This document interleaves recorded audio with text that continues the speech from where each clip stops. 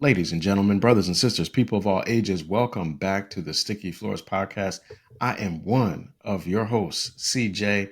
I am joined by Mr. Will, and tonight we are delving into the digital reality world of Tron Ares. If this is your first time with us, thank you very much for joining. We appreciate having you for this meta experience of talking about this film. If you've been with us for a while, we appreciate it. We appreciate you still riding with us as we continue to break down movies. Sometimes we talk about movies that have been in theaters, out of the theaters now for a long time. So, for example, last week we did Carlito's Way. This week we are talking about Tron Ares, which is in theaters right now, just came out this week. So, if you've been with us for a while, you know that means this is a heavy spoilers episode. So, you know what I'm saying? No cut cards are being dealt out in this review. Me and Mr. Will are gonna break down, tell you what we liked, what we didn't like, and ask some questions about it as well.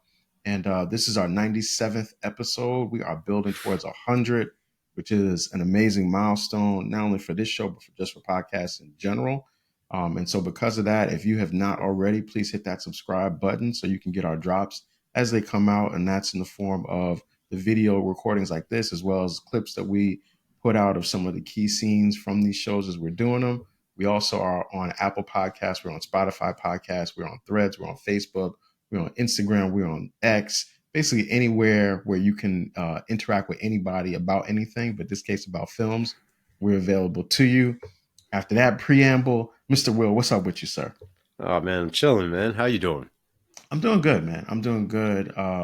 I got a chance to see this film on a Thursday, actually. So I thought I got a Oh, chance. early Yeah, joint. All I got to right. see it a little bit early. Got a chance to think about it a little bit. So I'm ready. I'm locked in. And as Carlito Brigante would say, I'm reloaded.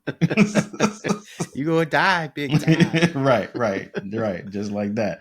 All right. So, man, let me kick it over to you for the summary, and then we can break this one down.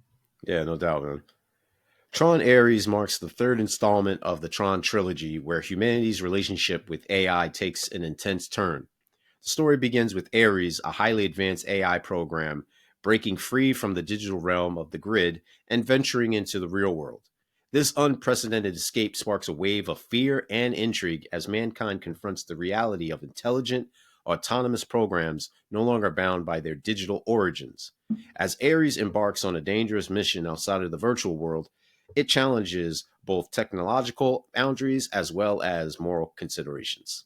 There it is. There it is. So this movie so Tron movies have been coming out since the 80s, right? So I think the Yeah. first Tron was like 89 maybe or something like that.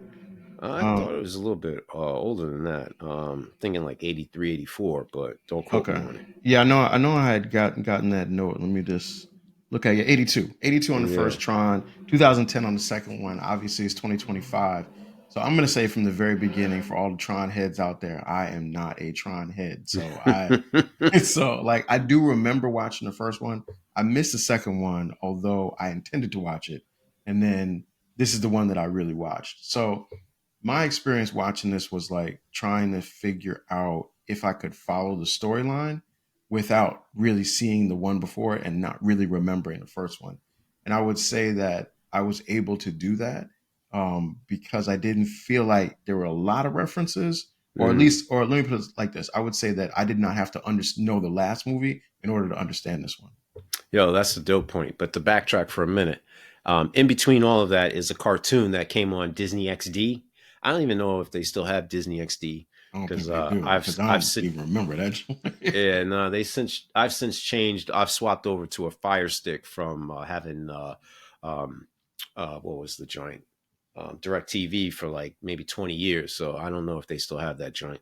Hmm. But in the cartoon is supposed to be a bridge between the first Tron and Legacy. It's supposed to Oh, take okay. place in between then. Okay. And then it came out in like 2012, like on the heel of Legacy. Like it Okay. was like supposed to be a revitalization, and that's centered on Beck. So when they go into the movie about talking about the transfer of power Hmm. from the sisters and Kevin Flynn, and in between there, Hmm. that's the kid Beck. He's a programmer who helps with the revolution and basically take on Tron's role as protector of Tron City. Okay. Okay. So that's one thing I wanted to just put out there, because also there's two games. There's the original Tron that was in the video Hmm. arcades, whatever, I remember and that one. Yeah. yeah, and then there's Uprising, I think. Yeah, Uprising, which is also a bridge gap where it has Clue and then Clue 2.0. So Okay. that's supposed to mimic like the whole ISO upgrades and things like that. And the ironic part is Clue is supposed to be an older version of Flynn's first program, like the initial program that he wrote, Okay. and it has the resemblance of him. So that's the guy you see in Tron Legacy, Okay. trying to do the things, and then like the all black version is Tron, and he's renamed, I think, like Rinsler or something like that. Either way, he has an all black mask and everything. He's supposed to be like the enforcer. And this is just a recap where CJ was saying that you don't necessarily have to watch the movies. So for anybody who's Well, like, I'm well, just saying where's I actually don't know if you had to or didn't. I yeah, no, know no, that I don't, could don't, follow it without having yeah, seen it. Yeah, the one before. yep. No, that's what I mean. Like, you don't have to watch the movies in order to Yeah. grasp the concepts, because each movie, even though it builds off of its predecessor, they're also kind of independent in themselves, where you can easily pick up like, oh, um, this is what's going on. This new person is supposed to be ushering a new wave of humanity, bridging the gap with AI, et cetera, et cetera. Got it. So it faces each movie deals with a pitfall of um, interacting with AI in a very meaningful, substantial, helpful, beneficial, symbiotic partnership. You know what I mean? Got it. Is the momentum? So I'm just wondering this right now. Yeah. Is the momentum of the films disrupted by how long there is between Oh each yeah. one? Yeah. Okay. It leaves a Yeah. lot to the imagination, where you start wondering, well, what happened to this person, and where are Yeah. the community going here, and why are these people no longer involved? Like, that was the major thing with this movie. Where's Kevin Flynn? Because nobody had seen him since Legacy. And they're Mm, wondering, like, it's been decades. What is he doing? He just disappeared off of the map. This yeah. guy was at one point, the senior, I think, senior vice president or something, whatever Dillinger's the grandfather's title was. That was Flynn in the first movie coming back, and then he was supposed to be advancing the company as a whole, NCOM, to a bigger and broader status and platform. Right. Got it. Okay. So that's helpful. Yeah. That's helpful. And one of my questions later on, I want to ask you a question about how does this kind of contextualize into the other films and the Mhm. entire Tron thing. So I'm gonna like make a bridge statement and you can tell Yeah. me how crazy this is. So is it safe to say that the Tron movies are almost like Grand Theft Auto in that they're kind of all dealing with the same thing, but not necessarily with the same people in the same thing. And that there's is. a huge gap of time in between each one, such That's that people are like waiting for it to come out, and then it finally comes out, and then it's like, what happened to all them other things that happened before? yeah. Nah, that's brilliant. Nah, that's a great equivalent. Yeah. Okay, Yeah. okay, I'm doing that for our younger audience. There Yeah. it is. So Yeah. I mentioned, mentioned GTA because Yeah. GTA 6 is supposed to come out like maybe by the time Tron 4 comes out or something Yeah. like that. Probably. Probably Probably. something like that. All right.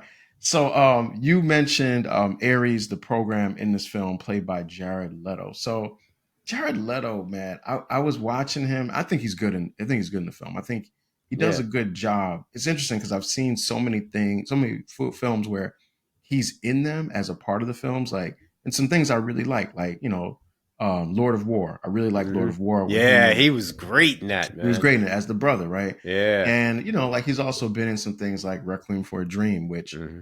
amazing film, but so disturbing I would not watch it again, right? And then he's got his time, he's got his time as the Joker, right? So he's done Yeah. that. So like, of course, I remember seeing him in there. You remember him in the film The Little Things with Denzel Yeah. Washington. Hmm. Hmm. Like he's always kind of in those films, but not a lot of them ask him to carry the film. I Yeah. feel like in this film he carries it, and I think his portrayal of Ares works because he does a really good job as like the robotic person sort of trying to learn how to Mm. be a human Yeah. being, The as dry opposed to humor. like, yeah, exactly. He's great in it because in all his other films he's got a real awkwardness kind of thing to him that actually Hmm. I think really fits well here. Yeah. And the thing too about him is he's very diverse. You know what I mean? As far as like the roles No that he doubt. takes on, like No doubt. he was nominated for supporting actor, best supporting actor, Academy Award best supporting actor nomination for playing a trans woman in Really? Dallas Buyers Club. Oh, Um, okay. Dang. Yeah, that's uh, range. yeah, yeah. So like, and the only reason why I remember that is because I had rewatched um Tu Wong Fu, the joint with Wesley Snipes and Patrick, them. yeah, Patrick Swayze, Wesley Snipes, and John Leguizamo. So Hmm. like they were all dressing trans women, or well, excuse me, Cross-dressing of men. course, yeah, you Hmm. know what I mean. So that's the reason why I remembered it. But also he was also in Alexander, which I liked him in. Um, that That was was the back thing up. with what's his name? Yeah, Colin Farrell. Colin Farrell. Yeah, yeah, right. Yeah, Alexander the and Great. then Right, right, right, right, right. yeah, Yep, yeah. yep. He was in Panic Room, which I thought it was Hmm. a decent flick, and Thin Red Line. So he's been like a lot of different stuff that's asked him to do different things Yeah. that just come off the top of my head. I didn't see Requiem for a Dream. Oh my gosh. Yeah, look, look. Why you got to see it at least one time in your life. yeah. We will never do it on the show because I will never watch it again. But I definitely think you got to watch it at least once. You I got to. just I just feel like scared. It is one of the most disturbing Yeah. movies I've ever seen. You ever see like you ever be like on like Instagram or something and you'll see like they'll still talk about like those films like this film made in Asia Yeah, and yeah. people watch it and they throw up when they're watching it like that kind of thing. It's about at that level. It really truly is, Wow. man. Okay. It Yeah. really So go truly. watch that. That's like Yeah, that. That's nah, like because the. it's something. Look, something about referring people to things. If it's great or if it's miserable, you want somebody else to experience it. And this is Requiem for a Dream is like it's a really good film, but it is miserable to watch. You And sound like the people that be like, "Hey, I don't like this sandwich. You want it?" yes, exactly. I'm exactly like that person. Yes, I'll tell. And look, I know if anybody has ever seen Requiem for a Dream, they know that thing, man. You feel. Look, I'm gonna tell you. This is. I don't even want to talk too much about it because it's gonna give me nightmares. When you watch it, you're gonna watch it, and then you're gonna be like, Oh, "Oh, I need to take a oh, bath, oh, not a that's shower. crazy. You're gonna You take a said a bath, bath. and like scrub yourself off because that's how bad it is. You might go back and watch cartoons for a week because the stuff that Oh, happens, cleanse your so, palate. it is so disturbing that it's like, oh my goodness, man. Oh, But that's anyways, all crazy. right. So look, so back to Tron. So Tron is a Disney joint, Disney Yeah, project. And I went to like I told you, I went to Disney World like 2 years ago for the first time. I rode the Tron ride. The ride is amazing. yeah. It is like it moves so fast, man. It makes like the tear run down the Get back out of of your head. here. It's I thought that it'd be more like a visual, like in front of a screen type joint. man, it's like that bike that they're in this film. That's what Yeah. you're riding. Oh, that's And you're dope. like, it's amazing. Like go, it's in Oh, fact, that's I'm in dope. fact like the Tron ride is a little bit better than this movie, to be quite frankly with you, but Wow. the ride is amazing. I say all that to say is I forgot that Disney was like kind of the creator of this, and Yeah. Disney, has like a way of making films where and content actually, where it's kind of paint by the numbers. This Mm-hmm. guy good, that person bad. This thing they looking for, like that. That's kind Mm. of what it is. And this is like you got these two companies. You got Dillinger's company. You got the NCOM. You got them looking for the permanency code because they want to bring things from the digital world into reality so they never die. Which okay. And that's kind of the basis intention for the film. Is it okay? The thing about this movie that I would be remiss in answering is, on a broader scale, it asks a lot of philosophical, probing questions. Like humanity's, for the long time, humanity has been the apex of everything on the planet, from Mhm. animals, trees, you name it. Now all of a sudden you have AI, which has the potential to usurp humanity's potential, Absolutely. and in a reactionary response, every movie that I've seen has always been based upon the premise that AI is bad. Humans are fighting for their very lives because AI wishes to exterminate them. Yep. Not Yep. rule, not dominate, just get rid of them Yeah. because they are a virus. Mhm. This the Tron, and maybe I'm over simplifying things and I'm glossing over a few movies, but as far as I can recall, Tron is the only movie where there is a balance of, hey, AI is actually good, benevolent, they've come to Mm. help, or there's some element there. In Mhm. this case, in Ares, obviously Athena, played by Jodie Smith. Mhm. I know she has a hyphenated name, forgive me. Mhm. But nonetheless, she is portrayed as like the antagonist, but through no fault of her own due to the programming. Like she keeps emphasizing that, like, yo, this is my programming, I'm adhering to it, et cetera, et cetera. The reason why she even dimes out Ares is because she says he's not adhering to the programming and that there's quote unquote malfunction or something wrong with him. Yeah. Um, whereas Jared Leto, he is like the initial program of the Ares software, whatever. Hence the name. And for the longest, he's by himself until um, the creator expands the universe, et cetera, et cetera. Um, in this way, once he's brought into the real world several times, it's not until he actually feels the moisture and specifically the precipitation, the rain, and then drops the pun intended, hey, make sure you have your umbrella line, in which like all of a sudden something snaps and it's Yeah. crystallized in him, evoking that like almost like the Terminator again, where it shows like Mhm. the digital outputs of like, oh, is this much temperature, this many inches of rain, et cetera, where he Mhm. feels empathy and wanting to discover his humanity, if you will, because he Yeah. always talks about in roundabout ways, even the scenes with Jeff Bridges, which I think are like the best parts of the movie. From the Um, dialogue standpoint, yeah, just from a absolutely. dialogue Absolutely. standpoint, Absolutely. Yeah.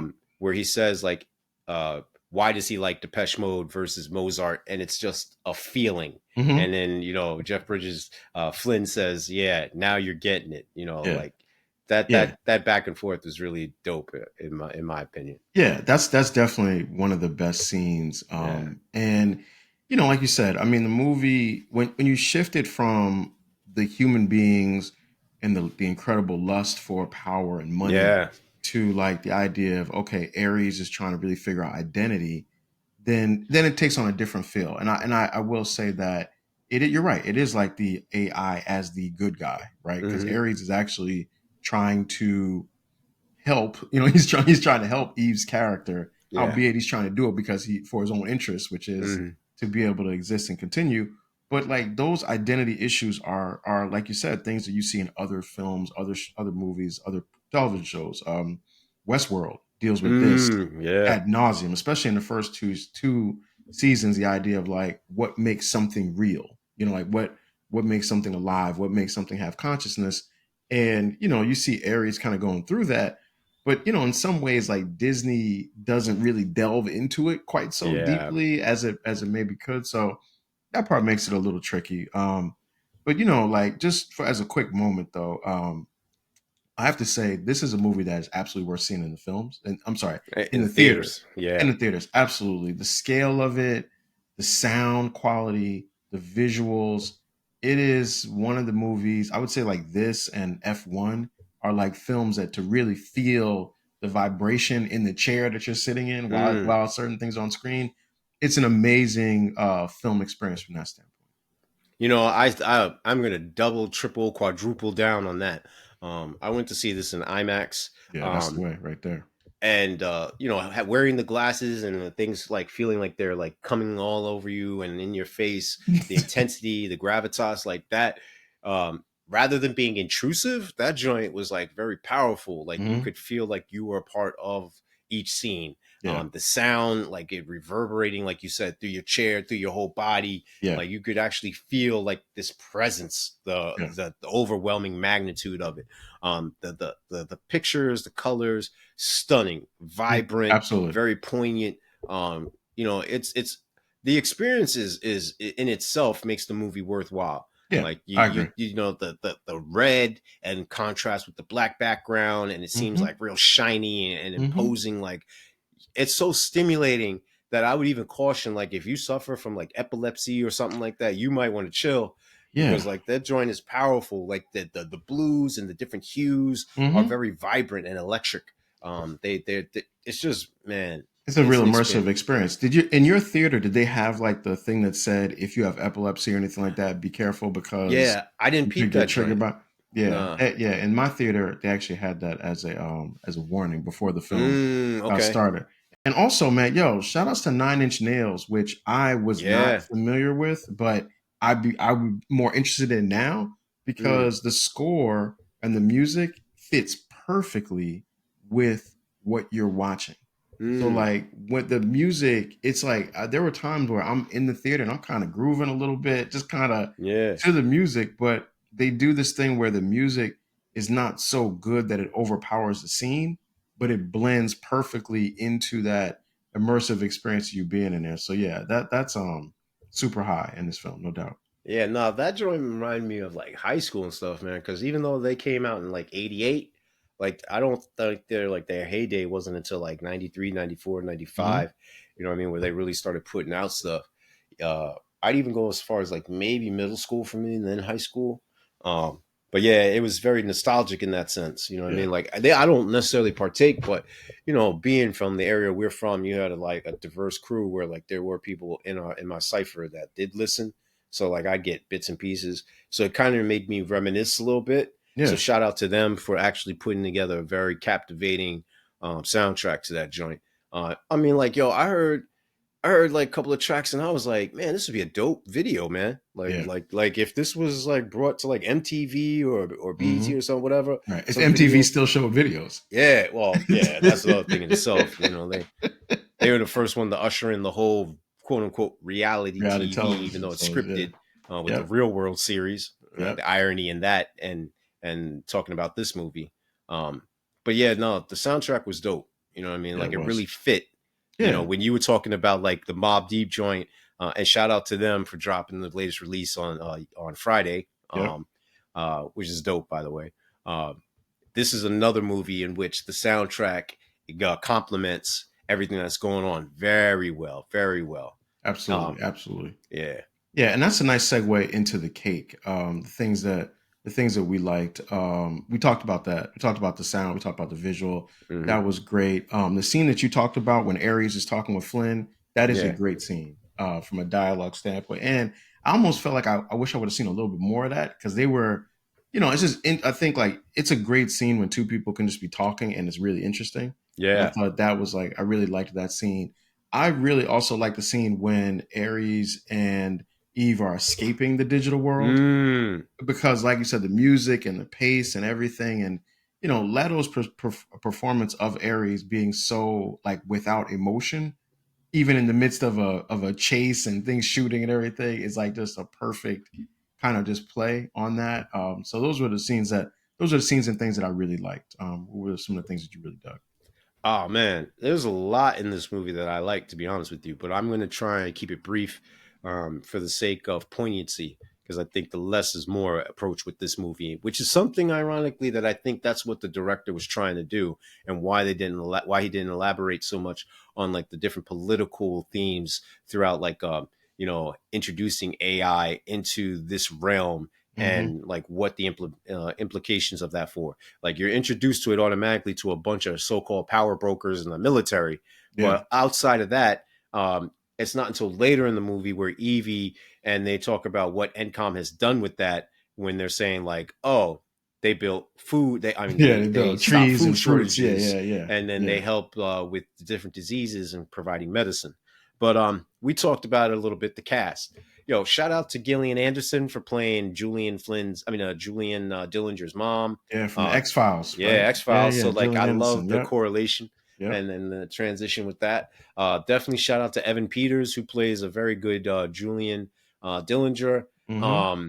Shout out to, like we said, Jared Leto with a performance that kind of redeemed him in my eyes, and through no fault of his own. The last thing I saw was him in Justice League and his Joker. Okay. Like a lot of that stuff got snipped. You know what I mean? So like him being this like grungy gold chain trench coat wearing dude with the tattoos and everything, like there's no context. So like you got to kind of give him the benefit of the doubt, because you don't know really what he was trying to do with that. And Mm-hmm. obviously he didn't make the decisions as far as what the attire was, Mm-hmm. and what the the broader role of the Joker would be in these movies. So that through no fault of his own, he's been pretty much crucified for his portrayal. And then he tried to redeem it with Morbius, and that was kind of lackluster. So I think he did a great job in this. Jodie Turner-Smith was her name. Yes, that's a And Jodie Smith. contrasting her with Ares, with Jared Leto's character, was kind of dope. But the execution was somewhat lackluster. But I'll get into that later. We talked about the visuals, the design. Like, I love how you can see the evolution of the cycles from the original Tron, and then even when he's introduced into the first version of Tron, where he's like, "Oh, Oh, I you're love big. that part. I love Oh, that this part. is Yeah, first that was gen," really and great. then the commentary where Eve's right hand man was like, "Oh, I didn't mean to diss your generations or your family, whatever." Like, so, like, the little stippy remarks and jokes and banter, I like that. But then, as always, I thought I'd revisit a few things with the etymology of a few names. Okay. So, Julian, in case anybody missed it, a lot of the names are Greco-Roman. So, Okay. you have Ares, the god of war, you have Athena, the goddess of the harvest, yet their Yep. roles are reversed, where Ares is actually the one who's not really trying to bring about war, but prevent war, and harvesting, ironically, the orange trees or whatever have you. And the tree itself and giving life. So it kind of plays off of Christianity, where instead of Eve picking from the garden and eating the fruit, she's now trying to harvest the fruit like Athena should be, and providing it to humanity. But Julian is a Roman family name, and it means descended from Jove, youthful, downy, bearded. And in this case, Julian, he has no beard, and there's a joke amongst my crew where it's like, you don't trust dudes with no facial hair. Um, and then his last name, Dillinger, which is a German name meaning one who comes from the town of Dillingen. A place of itself may come from an old German word meaning linden tree or meadow. So, like, this whole thing about bringing about life and providing it to the masses, or ironically bringing about the destruction of humanity and getting rid of all life, that play of back and forth, light and darkness, yin and yang, plays throughout the movie. Yeah. And obviously you have the main character where all of this originated from, Kevin Flynn. His last name is of Irish origin, and it means reddish, ruddy, or it has a decade long prominence in that family. And when you're talking about Rudy, you're talking about embarrassment, or you're talking about flustered, or you're talking about excitement, or even some type of life, because the blood flushing through your. And in this case, with Flynn, he's trying to bring about a new type of life, where Yeah. he's trying to bring in this AI. So I liked how all these things are rooted somewhere in a traditional sense of, like, there's an origin, it means this, and they're trying to communicate that to the masses. Got it. Got it. No, thank you for that breakdown. That's really Yeah. thorough there. All right, so I'm gonna go into some things that I didn't like as much. And I'm just gonna kind of be quick on these. So first of all, like this like Eve not having security, which is weird to me. Like Yo, like especially riding a motorcycle out in the after middle of the yeah, I Arctic. mean, like if you're famous enough to be on the cover of magazines and known to be a part of like this multi-million dollar or even billion-dollar company, you're not Mm-hmm. gonna be walking around by yourself. That was just a weird point to me there. Julian Dillinger, do you watch Alien Earth by chance? I don't think I caught this one. You're gonna have to Okay. refresh my memory. It's on the series is on Fox. It's on F sorry, not Fox, FX. It Okay. just came out. If you didn't, it's okay. All But right. it just seems like the character itself of the character just seemed like if he had a mustache, if he had facial hair, he'd be twiddling his mustache, because it's like he's evil for like no reason. Like what? Like no, Yeah. your solution to getting a code is to kill the person that has the code, Yeah, and that is in wild. 2025, and then you're gonna put like AI things into the world that are killing, like almost killing police officers and And everything. no, and you expect no repercussions? I mean that just yeah that just didn't make any sense to me. And then like The last thing, so you mentioned Athena's character. So the whole thing is built around this idea that they can only exist for 29 minutes in the Mm-hmm. real world, right? At the end, Athena was in the world for about a 34, 35, 38, Yeah, she was 48 rocking minutes. out. She was there for a long time. And once you know that something can only exist for 29 minutes, it just felt like the solution was just hide. Like, why Eve was like, let me run out into the street where they can see me and catch. Why?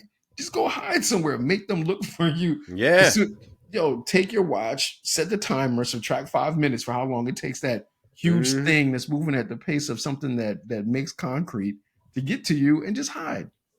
Whatever. That's it. That's all I got for the I hate. think you try to make too much sense out of a movie that is not meant to make, but that's another story in itself.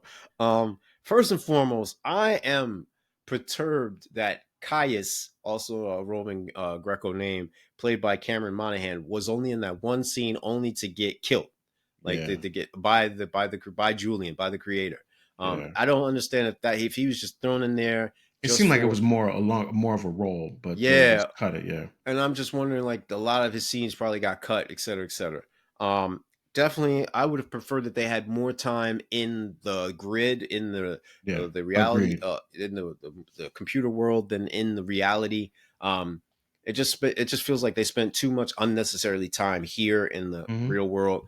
And then last but not least, just the themes about the nature of AI. Like I don't know. I just thought there was a great deal of potential that was untapped there. I thought that, from a philosophical standpoint, they could have talked about, as we've discussed earlier, they could have talked about the ramifications as far as like, all right, if you're making guns, all right, what does that look like, and who is it going to be geared towards, Yeah. and then who's going to hold the key to that? Because Oh, if you just give them a rematerialized gun like they had, they could do it themselves. They don't need you, right. and you can't make this a proprietary type of thing, because the same way It that doesn't CJ make had been, sense. Yeah. yeah, CJ and I were discussing the pre-production. Like, you got Microsoft. Microsoft has a phone. Microsoft has a software, a program in which they Operating the system, all operating that stuff. system Yeah. they release to the masses. They have um, an assortment of technology things that they have put out there. A search engine, et cetera, et cetera. Same thing with Apple. They got Safari. They have the iPhone. You Hmm. know, there's enough space rather out here. Ironically enough, with the podcast, there's enough podcasts out here Hmm. where you can, do your own thing and cater to a specific clientele and still be thriving. So Yes. that didn't make much sense to me, that they didn't talk about, look, let's build like bridges with this new software. Let's Hmm. make other advancements that improve the quality of life. And how does that affect, everybody else who may not have access to, say, things like a cell phone, or who don't Yeah. have access to clean water, like just certain things. It's got to be more than make oranges or make guns. Yeah, like it's got to be. It's got to be. Yeah, And the and way they just gloss over it at the end, one of CJ's things is you have to stick the landing. I don't yeah, think it did that, but at the same token, like CJ said, like, it's very prophetic. This is a Disney thing. They're probably trying to see how much money they can milk out of this. Most movies or cartoons are really primarily based upon the merchandise, specifically toys. This is a kids thing that they're trying to hmm cater to. So therefore, when it leaves it open ended for a potential sequel to this movie, what the driving force is merely about economics and making money, and that unfortunately tarnishes the trilogy as a whole for me. yeah. And that might have answered the question that I was going to ask you. Well, please, by Look, all means, still ask me the question okay, though. all right. So then, with that said, let me just move on to the questions here. So I got one. This one is a real existential question, but so in the movie, if I'm reading it correctly, Flynn has passed away Mm-hmm. in terms of as a real person, but his consciousness Yep. is still present there. So, all right, this is my question. One day, do you think technology will replace spirituality by Oh, allowing people oof. to see and hear their loved ones after they've passed? Like, now it's kind of like someone dies, depending on your belief system, they go somewhere, and then one day you'll be reunited with them. But what if you could just press a button and that image of that person and their consciousness and their talking, all that exists? What does that look like in the world? Yo, CJ is on. I don't even understand if CJ understands. He's on fire on this joint right here. Not just the questions, but everything that he said in this condensed version of the show. All right, first of all, the irony is not lost upon me that one, we're dealing with the Disney. Two, the whole thing about Disney and cryogenics and him having his head severed and frozen so that he could be revitalized, Walt and Disney. him, Yeah, you're talking about yeah, Walt Walt Disney. Disney, Yeah. and him having cancer, and cancer being a major theme throughout the Tron series, where the grandfather Dillinger, the actor, passed away due to cancer. Eve's sister passes away from cancer. Cancer being a virus that eats up all living things and thrives off of sugar and other organic material. So like CJ is in fuego with this whole thing about being able to talk about another science fiction movie cartoon, Ghost in the Shell, Ghost in the Machine, Mm-hmm. where you're talking about literally, having connection with your family member, their spirit, in a sense, After their lacking the passing. Yeah. essence of who they are. That is frightening. All right, on a multitude of levels. I don't want no parts of that. Okay. None. Okay. I think that the prospects of that is blasphemous. Okay. Um, Okay. and now to get tangible, because this is all esoteric. One, I think it cheapens what life is about. I don't. I would. I'm in favor of immortality. I don't think we should have to die, but I think because of death, it allows people to be very cautious, conscientious of decisions, empathetic, compassionate. Because at one point in time, we're all going to be a memory. Yeah. Now, do you want to be a nightmare or do you want to be a positive memory? And I don't know about you. This is why they're always talking about legacy. And one of the things in Greco-Roman society is that they would get rid of statues, deface statues, because they don't want history to remember you. So they want to get rid of you at the ages if you cross someone, uh, aka Caligula. So in this sense, I would think like, this whole theme of, wanting to usurp God or the essence or the creator or whatever you adhere to. I think that is a problem with humanity, always trying to step out of their boundaries, out of their role, and do more than what is necessary, and then bringing about the downfall because of that. Okay. So I don't want no parts of that, man. Okay. All right. This is a less Esoteric, existential existential. question. All right. So here's the thing, man. Is the movie tech billionaire bad guy trope played out in movies already, man? I'm so sick and tired of this trope, Yeah, man. it's the same. You know It's what I the mean? same Like, thing every time. It yeah, really like is. you mean to tell me there's none of these guys started off with the intention of trying to how they could benefit humanity? None of It's these all yeah. dudes thought about trying to like make things better. All It's of all them the are just same in it thing. for the money. And then what Yeah, happens when their little pet project goes awry? and it always does. Yeah, It you can't always spend the money when you're dead. You know right. what I mean? And when the world is blown to smithereens, you don't want no Yeah. parts of it. And Dillinger doesn't even build in fail safes to make No, sure that the things can't attack him or his or mom. his mom. Right. Yeah, Even the people in RoboCop knew to put a directive in that you yeah. couldn't shoot. You couldn't You touch couldn't shoot them. the guy.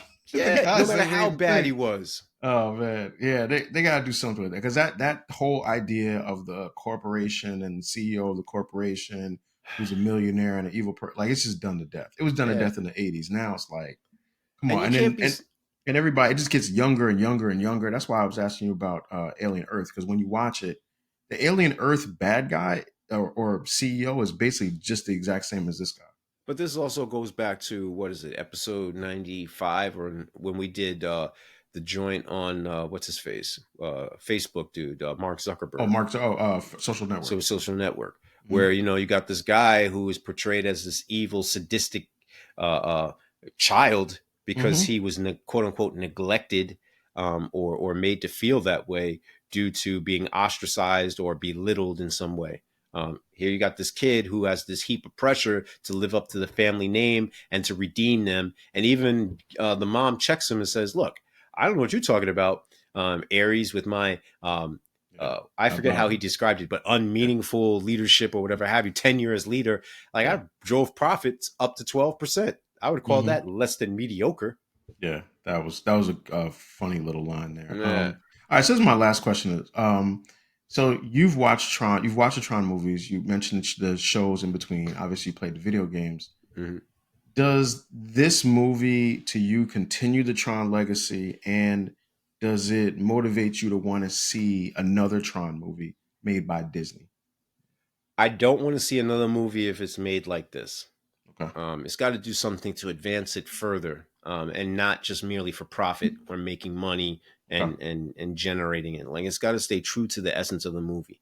Dune does a great job of this. Yeah. And I would like to see Tron do that. But It's a great instead, example. It's a great example too. it's flailing like Star Wars. And once they get rid of Kennedy and other people like that and return to what George Lucas had intended, I think that you'll see a similar rise with Tron if they adhere to that type of model. You know, Tron has potential to build upon this world inside of the grid. It was the Matrix before the Matrix, you know, and I Yeah. think that's something that is grossly not talked about. You know, and unlike the Matrix, it talked about how AI was going to help humanity advance to the next stage. It wasn't trying to take its place; it was trying to assist it in evolution, Yeah. and in growth in a meaningful way. So if it doesn't do that, it's an easy pass for me. Okay. All right. There it is, man. You got a couple questions for me? Yeah, man. So the first question for you is, how does the film handle the ethical dilemma of artificial life entering the human world? Yeah, so this is that's yeah, so there's a scene in there where Eve is thinking about she puts Ares back into the Mm-hmm. digital world, and that's when he gets into the 8-bit world Yeah, and gets a chance to see Flynn, and there's the ability of her to trap him there, yeah. right? But instead she decides to bring him back out, and she wonder and it's like they don't really get into that because what happens if you do bring Ares back into Mm-hmm. the world? Like the thing with all these movies, whether it's the Terminator or it's Ex Machina or it's Westworld, the problem is as AI learns, AI goes from wanting to be a servant to wanting to be equal Mm-hmm. to wanting to be the master, right? Mm-hmm. So I don't know how the human beings in these situations never think, do I really want to put what might be a superhuman being into the world that's not human with the potential to destroy us all? It's like she don't even think about it. Yeah. So basically, I would say is that the movie does not actually deal with the ethical questions of what happens if you bring this artificial digital intelligence into the real world and give it like physical form. Now my next question is, what does the ending of Tron Ares imply about the future of AI humanity relations in the Tron universe? Yo, you said it best, man. Unfortunately, I think that the real point is, hey, here's these little Easter egg things at the end. Please come back and spend some more money in 3 years when we make this.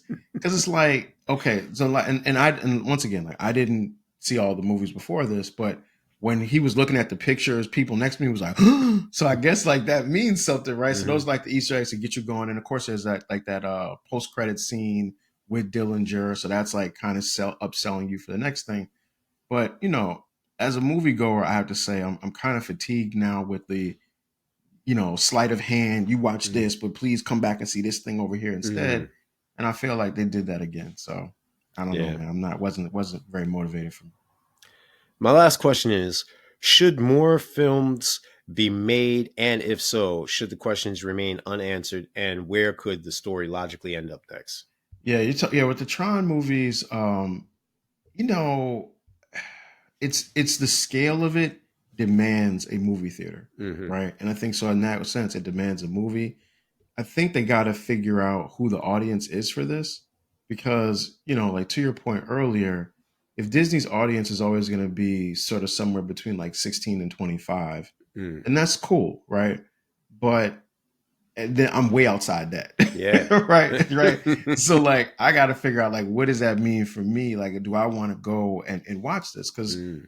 we've had this conversation about like, comic book movies. Like there's a certain way you can make a comic book film where it's gonna still be relevant to someone my age. Yeah. But they gotta decide who's making it. Like if Tron was made by A24, it would be a much different movie and probably Mm. much more along the lines of something I would like to see. But for Disney making it, I think this is what it is. So I think you have to kind of, if you don't have like the backstory and the nostalgia factor, I don't know how you really get excited for the next Yeah. thing beyond what you're gonna see visually in it. You know what I'm saying? Yeah. No, I dig it, man. I dig it.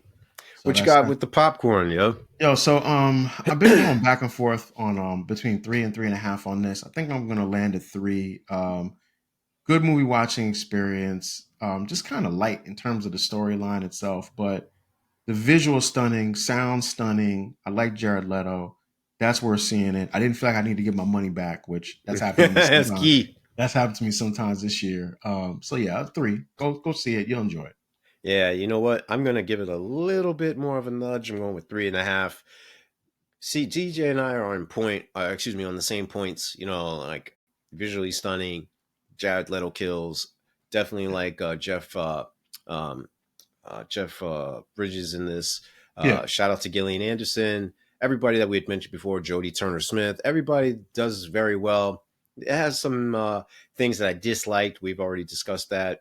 But overall, just from a nostalgia standpoint, the visuals, the characters, plot was a little underwhelming. But yeah, I'm going with 3.5.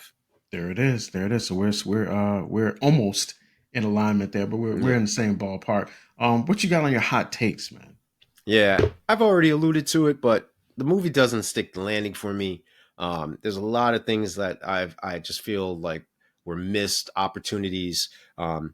The film is packed with action. Don't get me wrong. The digital thrills, you know, the scene where it's going submerged underneath the water Yeah, I and love that. all I that, love the the chase fireworks scene. and Yeah. everything, the chase scenes, definitely dope. Reminiscent of the first movie where they're trying to break out of the grid, out of the maze, out of the fighting scene when they're on the cycles. So, you know, from a nostalgia standpoint, reminiscing, like that's dope. It hits on all levels. But at the end of the day, like the emotional stakes are just like, you know, Mm. it doesn't really do it for me. You know, this is a trilogy, a base, a marketing thing where from 83 till now in 2025, you're literally talking about a good chunk of change. You're talking decades where Hmm. people have invested a great portion of themselves from 2 video games, a cartoon, and 3 movies. And Hmm. for it to feel this way, and then, you know, only to be given, like you mentioned, you know, it's basically shaking your hand with the right and stabbing you with the left type of joint. You know, I don't think I said it that way. look at this, but no, I'm I doing said that. this is a sleight of hand. You know, I'm taking it a little step further Yeah, because yeah, I'm yeah, like, yeah, yo, you know, yeah. we are invested here. We're Hmm. committed. We love these characters are endearing. And a lot of them, for a lot of people, this is part of their childhood. Yeah, Only absolutely. to be smacked in the face with this is a money grab, and we're only going to make another one, and we're not going to give you exactly what you want. We'll tease and hint. We'll Yeah, flirt with you, but nah, I don't know. It just leaves a lot of questions unanswered. I'm not with it. there it is, man. So, okay, all right. So my hot take is a pitch. I'm about to pitch a movie Okay. idea, man. And Well, so, maybe this ties it, in. yeah, it has nothing to do with this film though. But it Oh, has something to do with something that was like messing with me the whole time I was watching this movie. okay. I'm ready. I'm ready. And it's so funny because like you alluded to it a little bit. I don't know if it was a Freudian slip, but when you said Jared Leto looked like got crucified Mm-hmm. for his portrayal of the Joker, right? So I'm watching this movie now. For backstory on me, like yeah, I went to a private Christian school, and there was pictures of Jesus or what they try to tell you Jesus looks like all Mm-hmm. over the place, right? Which looks Oh, okay. just like Jared Jared Leto, Leto. right? So I'm watching this joint, and I'm in the back of my head, I'm thinking, man, why is Jesus beating this black lady up to save this Asian lady? What is happening here, right? And I got to keep reminding myself the whole time, that's not Yeah, Jesus. yeah, Right? That's not what Jesus looked like. Stop it. But he looks like it, and especially at the end in the regular light, like yo, yeah, that looks like them pictures of yeah, yeah, yeah. Caesar like Borgia. Caesar Borgia, right? It looks exactly. So here's my pitch, man. Jared Leto needs to be in a movie where he actually plays Jesus. Mm. He actually does need to do it, right? But here's the hint. Here's the trick of it, right? Okay. So my pitch is put Jared Leto in a movie where he plays Jesus, and the premise is he comes into New York City, modern day New York City, a week before an election, right? Mm. A gubernatorial election where there's a Democrat and there's a Republican, right? And Democrats, Republicans, they both kind of talk like quasi Christian kind of Yeah, things and yeah, yeah. themes. But then you got Jesus like walking around New York City talking to people about their ideas Mm. based on their political orientation. But here's the real this is the sneak part of the whole thing. Depending on who he's talking to, that person sees him in terms of their idea of what they think Jesus looks like. So if he's talking to black people, then the Jesus looks like black Jesus. If he's Mm. talking to Asian people, then it looks like Asian Jesus. But you only see it in reflections and in pictures and in selfies. So in that way, everybody gets to see their version of what they think Jesus looks like, whereas the audience always sees Jared Jared Leto. Leto, right? And you call the joint Wow. and you call the joint recount because it'll be about an election, but it's also him like second coming Jesus to earth. So that's how you do it. Make that Yo. movie, make it like a comedy drama. Do it like what's the thing You that talking Kevin about the Smith? joint with John Travolta where he's an angel? No, well, kind of like along like that, but I mean like there's movies like There's also a Dogma. Keanu Reeves joint like Make it that like too. Dogma, where it was like remember Yeah, Dogma yeah, was yeah, yeah. kind of like the clever comedy thing, but it had like a lot of Yeah. religious stuff jammed in it. Do it like Yeah. that. I'll go Oh, watch the that Kevin movie. Smith joint. All Yeah, right. I'll go watch that. Yo, And if that idea happens, you heard it here first. So this is now a that is trademarked idea. brilliant. Yo, I want executive producer rights. I would in on this, yo. Listen. If enough people Mm. subscribe, we can start monetizing this. We Yo, can go with that. So yo, yeah. So that that's is brilliant. Or as so. Soup would say, that's the shiznit. Oh Thank you. man, Thank you very much, man. that is tight right there. Appreciate that, man. So yeah, so that's our Yeah. breakdown of Tron Ares in theaters now. We both like it, so if you want to go and check it out in the theaters, please feel free to do so. Once again, Sticky Floors Podcast is available wherever you get your podcasts. We are on Apple Podcasts, we're on Spotify Podcasts, we are on YouTube, where we are trying to get 100 new subscribers by our 100th episode. This is our 97th. We are also on Threads, we're on Facebook, we're on Instagram, we're on X, anywhere you want to continue the conversation. Next week we will be back with American History X. So, so we getting into it. So yeah, come back, check us next week. See you later. Peace.